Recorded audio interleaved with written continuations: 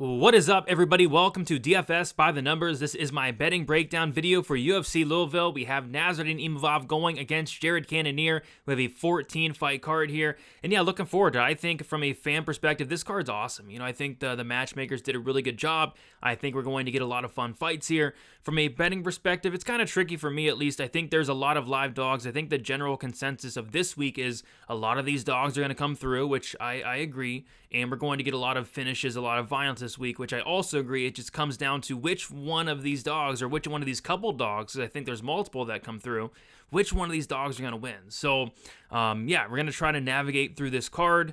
There are a few fights I just want to stay completely away from. We'll talk about that as well. But yeah, I did find some spots. I do have a parlay on this card as well. So yeah, I'm going to break it all down. Before we get into it, if you guys could, please like the video, subscribe to the channel. Less than, I think 30 subs away from 25K. So if you guys watch the content, enjoy the content, be sure to subscribe and let's hit 25K by fight time. By the time Tomar walks out to the cage, hopefully we hit 25K. So thank you guys for that. All right, with all that out of the way, I say we get into it. As always, going to be breaking down these fights from a betting perspective and a betting perspective only. If you do want a further, more in-depth breakdown on why I'm picking who, I did do a full card breakdown earlier in the week. I did a live stream on Friday, and just a ton of content throughout the week. I did some live appearances as well, some as a guest as well. So yeah, just a lot of content. But we're going to be talking strictly betting here, and we're going to kick it off with what could be one of the lowest level fights in UFC history. And I know some people get really offended when I call a fight low level.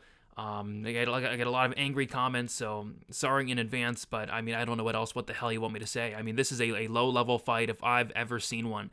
We have Ryan Amanda, though, as a minus 350 to minus 360 favorite, and Tomar as a very big underdog, sitting around like plus 290 at this point. And yeah, it's kind of weird. I haven't seen anybody take Amanda's money line. I haven't seen really anybody parlay Amanda, but all I've seen is like Tomar bets. But this line's getting blown out and getting blown out more and more as the weeks went on. I'm very ashamed of myself that I bet on this fight, but I do have a bet on this fight, and it is going to be Ryan Amanda to win this fight inside the distance, plus 175 for 0.75 units. This could be my dumbest bet of all time. But I think it comes through. Ryan Amanda, she's a black belt in BJJ. She's the more well-rounded fighter. She's fought the better competition. She's been here before. Tomar, very questionable competition. And I think her striking's actually okay. I think she throws with very bad intentions. But I think the problem with Tomar in a lot of her fights, and in this fight specifically, is going to be the ground game. She just looks like a fish out of water off her back. You see it there. 3 submission losses for Tomar, 1 by knockout. I think that knockout might have been a TKO as well. So yeah, all 4 of Tomar's losses are due to that ground game, and I think Amanda gets the fight down to the mat and finishes this fight. So yeah, I'm taking a 0.75 units on Amanda inside the distance. I think she gives Tomar her 5th loss and her 5th loss inside the distance, but I'd be lying if I said I didn't feel a little disgusted for placing money on this fight. Next, we got Taylor Lapis going against Cody Staman. We have Lapis as a minus 280 favorite and Cody Staman as a plus 240 underdog. Some of these lines have gotten blown out. Even in the last fight, like Amanda should not be a minus 375 favorite against anybody. But yeah, Taylor Lapis, minus 280. It doesn't make a ton of sense. I like him to win. I think stylistically, he has the takedown defense, the get-up game, the striking, and the reach advantage to win this fight. But this is a fight that's heavily favored to go the distance. It's going to come all up to these crooked, corrupt judges who have just been trash lately. I mean, last week was just shameful. I mean, some of these scorecards last week. So it's like, you can't lay minus 280 on Lapis. I'll pick him to win by decision, but his decision prop is minus 145. If anything, I was looking at maybe like the plus 3.5 point spread for Cody Staman, which means he has to win 1 round. But even then, you have to kind of rely on the judges to give him a round. So yeah, it's a pass for me. Lapis wins. Line's too wide. I don't see how he looks like a minus 280 favorite, but I'll pick him to win. Eduardo Mara going against Gomes. Very interesting fight here. This is one where I've been kind of flip-flopping back and forth all week, and a fight that I've really struggled to pick an outright winner. What I do like, though, is violence, as everybody else. This under 2.5 has gotten completely destroyed throughout the week. The fight doesn't go decisions, completely destroyed. Like, it's not too often you see a strawweight under 2.5 rounds at minus 135, but here we are. And I wanted to keep a close eye on the weigh-ins because Eduardo Mara is somebody that's missed weight at strawweight before. She missed weight bad her last time out when she took on Montserrat Ruiz by 3.5 pounds. But this time, I thought it was interesting. She missed weight, but she missed weight by a half a pound, which I think is not a good look. That means that she didn't pull a Andre Lima last week, where Andre Lima showed up 5 pounds overweight, didn't even try to cut the weight. Eduardo Mara probably did try to cut the weight. It probably took everything out of her, and she couldn't quite get there. And that's a concern. That's a major concern. And even like this money line, it's like Eduardo Mara, what has she proven? She's looked incredible, but against who? Montserrat Ruiz? Like I don't know if this is going to be her toughest opponent yet. And if she is compromised at all from this weight cut, Denise Gomes is a live dog. So, like I said, I've been flip-flopping back on this fight all week, but the weigh-ins kind of have me more so leaning towards the dog at this point.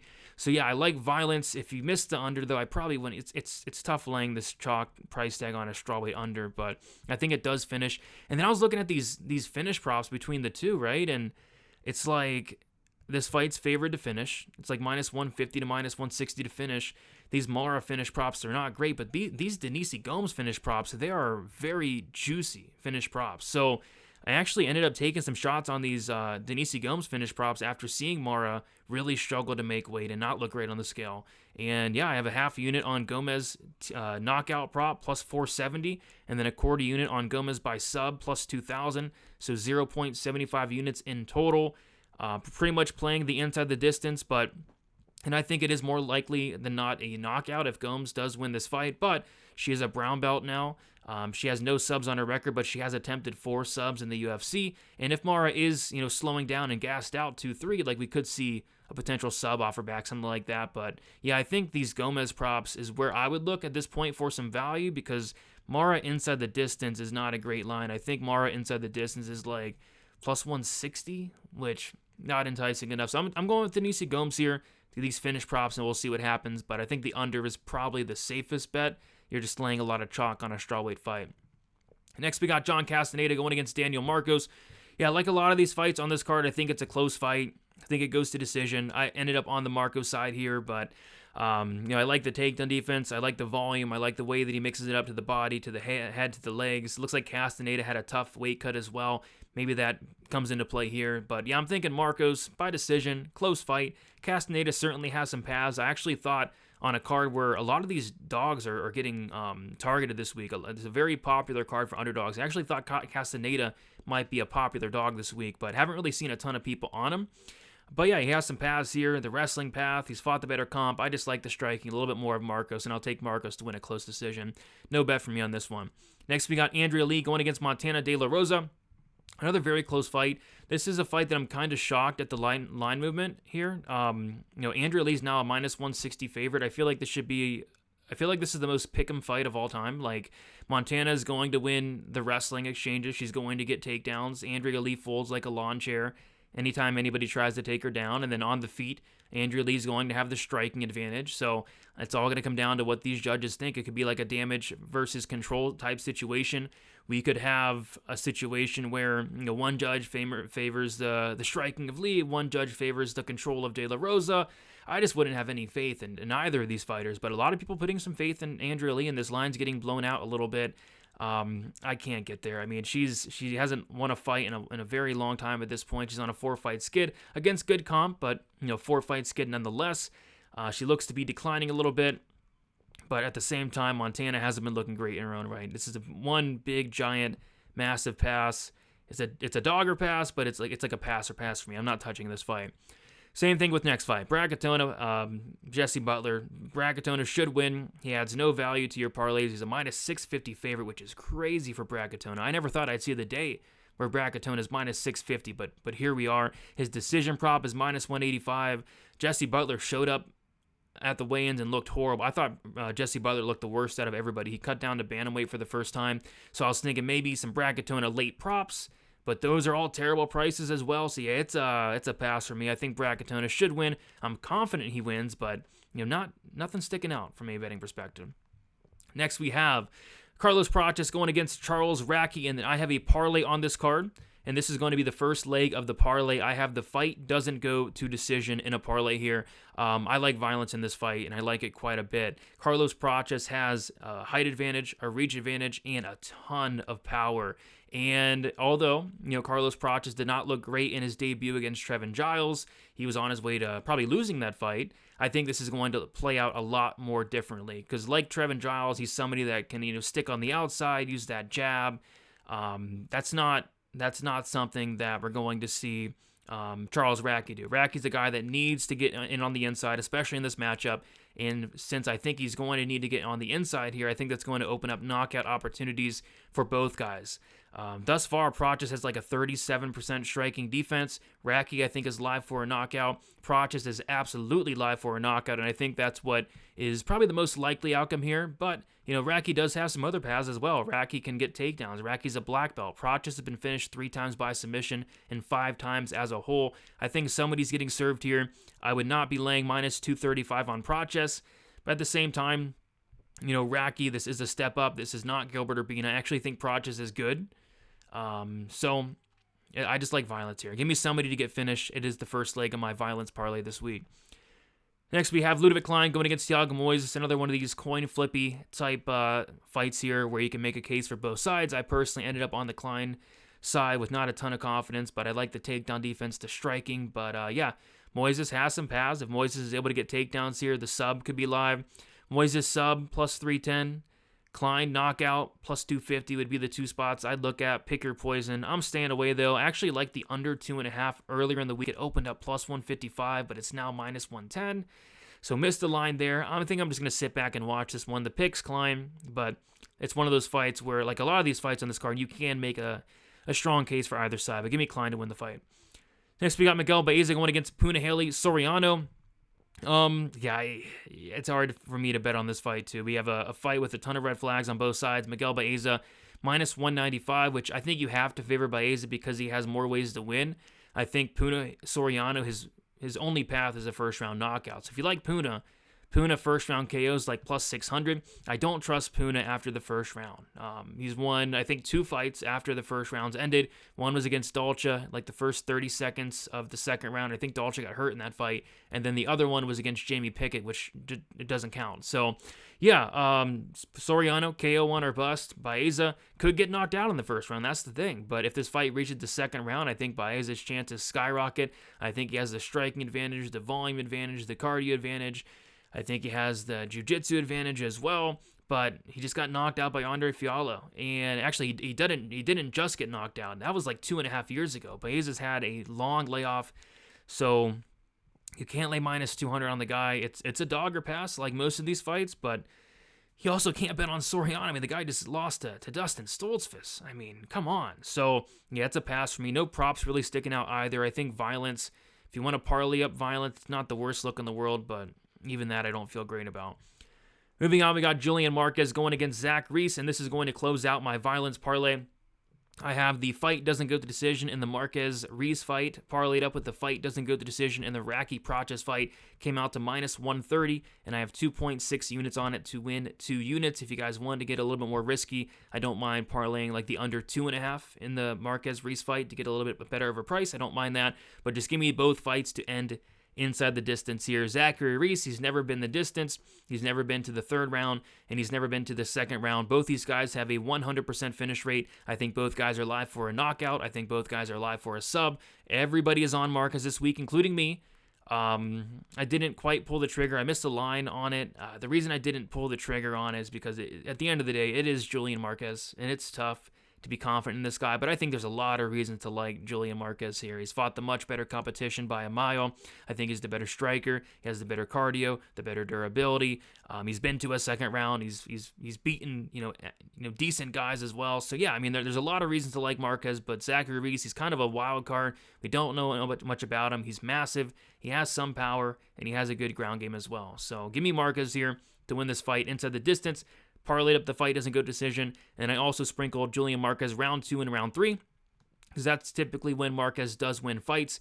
He has 3 second-round finishes in the UFC, including Contender Series, Phil Haas, Darren Stewart, and Sam Alvey, and then he finished Maki Pitolo by third round submission. So 2-3 props for Marquez are always something I like attacking. And in this matchup here as well, considering Zach Reese has never seen the second, unfamiliar territory for him there. So you have round 2, 0.2 units at plus 600 for Marquez. And then round 3, 0.2 units plus 1,600 for Marquez. Moving on, we got Bruno Ferreira going against Dustin Stoltzfus. Not much sticking out here. I'm picking Ferreira to win this fight, but this is a fight where I want to look at it from a live bet standpoint. If Dustin Stoltzfus is able to survive these first 5 minutes, I might take a look at Stoltzfus as a live entry there. But I think the most likely scenario is Bruno Ferreira going out there and knocking out Stoltzfus in the very first round, but we're not getting the best odds on it. I think best price for that KO1 is like plus 165, something like that. It's not the best price for a first round knockout prop. So yeah, that's what I think what happens, but I don't think there's a ton of upside or value there. But I was thinking maybe like the Ferreira plus the under 1.5 parlayed, which is plus money. I don't hate that. I think if you have to play Ferreira, that's a good way to do so. He's never been over 1.5, but I think I'm just gonna stay away from this fight. But I think Ferreira does knock him out. Next, we got Raul Rosas Jr. going against Ricky Turcios. I'm taking Raul Rosas Jr. As far as a pick, potential parlay piece, didn't quite get there, but I don't hate him as a parlay piece. On my website, I do a prelim, a main card, and a Hail Mary parlay, which the Hail Mary parlay hit last week, which was awesome. This week, I can see myself putting Raul Rosas Jr. in that main card parlay slot for this week. I think he's a decent parlay piece. I think he goes out there and wins. I don't know how he wins. It could be decision. It could be submission. It could be maybe a TKO, but I think at the very least he wins this fight. I think it's a tough matchup for Ricky Turcios. So don't mind Raul Rosas as some type of parlay piece. I might get there. At the very least, it might be like my main card parlay, untracked. Next, we got Dustin Jacoby going against Dominic Reyes. This is a tough fight. This is a tough fight because I don't know where Dominic Reyes is at. If this is the Dominic Reyes that fought John Jones or Yuri Prochnow, I'm probably max betting him at plus 200. If that Dominic Reyes shows up this line, it makes no sense. The problem is, does that Dominic Reyes exist anymore? And I don't know. I don't know if he does. If that Dominic Reyes doesn't exist anymore, if Dominic Reyes is indeed washed, is indeed a bum at this point, like a lot of people think, maybe Jacoby does starch him in the first round. So I don't know. Dominic Reyes, 4-fight skid, coming off a knockout loss to Span, coming off of like a 2-year layoff. It's so sketchy, man. It's like, I don't know. I literally don't know. I don't know which version of Dominic Reyes is showing up. So it's a pass for me. It's a dogger pass. It is absolutely a dogger pass. Dustin Jacoby against really most people in the division at minus 235. It doesn't make a ton of sense. You know, he's went to some very close fights that really shouldn't have been that close. But Reyes could be done. Reyes could be washed. His chin could be completely diminished. And if that's the case, maybe Jacoby knocks him out early. So I'm staying away from this one. And I don't even like any props. The over 2.5's gotten smashed. And I get it. Like, this is a Dustin Jacoby fight. This should go over. But if Dominic Reyes is showing up here, like, completely washed and done, like, Jacoby could finish him in the first round. So I'm staying away. Best of luck to everybody who's betting on this fight, because it is a very popular bet this week, Dominic Reyes. And I get it. If it was, a prime version of Dominic Reyes or anywhere near a prime version, he beats Dustin Jacoby. I just don't know if that guy exists anymore. And then we got the main event, Nasruddin Imavov going against Jared Cannonier. Like the story of this card, a very competitive fight here. I think the line does indicate that. I think this fight's going 25. That is something that I am fairly confident about, but laying minus 160 to sweat this going over 4.5 rounds, not something I really want to do, but I think it does. I think the overs hit here. The overs are solid. Could even see myself maybe parlaying like the over 1.5 or 2.5 as well. But yeah, for me, it's a dogger pass. I think early on, Imavov's going to have a lot of success. I think the bigger cage favors him. I think he's going to have the speed advantage here early. But as the fight goes on, I do worry about the cardio of Imavov in 3-round fights, let alone 5-round fights. Jared Cannonier, even at 40 years old, shows that he still has it. Still has a lot left in the tank, still has great volume, cardio, durability. It can go 25, no problem. I think Imavov's going to win some of these earlier rounds. Cannonier is going to win some of these later rounds. It's going to be a split decision. One of the judges is going to score it 50-45 for somebody for no reason, and everybody's going to be pissed off. So, yeah, it's Cannonier or pass. but it's not something I'm running to the window for in a fight where I just feel like the line is probably right. It should be like a pick, and maybe even Imavov minus 125 makes sense considering he is 12 years younger. So it's a fight I'm fine with passing on. So yeah, guys, don't have a ton of action, which is fine. Next week, that'll be a different story. I'm loving next week from a betting perspective. This week, I am not. So yeah, keeping it short and sweet, and honestly, probably went a little bit too heavy on this card. But we'll see what happens. So my parlay, 2-leg parlay, fight doesn't go in the Marquez Reese fight doesn't go in the Raki Prochnow fight, 2.6 units, minus 130 to win 2 units, 0.2 unit sprinkles on Marquez round 2 and round 3 props. And Denise Gomes, this is a post-rant weigh-in read. Mara missed weight by a quarter pound. I don't like that. Got Gomes by knockout, plus 470, half a unit. Gomes by submission, quarter unit, plus 2,000. And then the bet I'm most ashamed of, which I hope it comes through, but I am ashamed of it. It is Amanda inside the distance, 0.75 units, plus 175. Best of luck, everybody, for this card. Should be an interesting one. I think the general consensus is a lot of these dogs are coming through. A lot of these fights are going to end violently, and I tend to agree. It's just which dogs. Like, everybody's betting Puja Tomar. Everybody's betting Thiago Moises. You know, everybody's betting Dominic Reyes. A lot of these dogs very popular this week. What other dogs people on? Cannoneer, semi-popular dog. So, yeah, some of these dogs will come through. It's just which ones come through, we'll have to see. Denise Gomes, another popular dog. So, we'll see. So, yeah, guys, best of luck.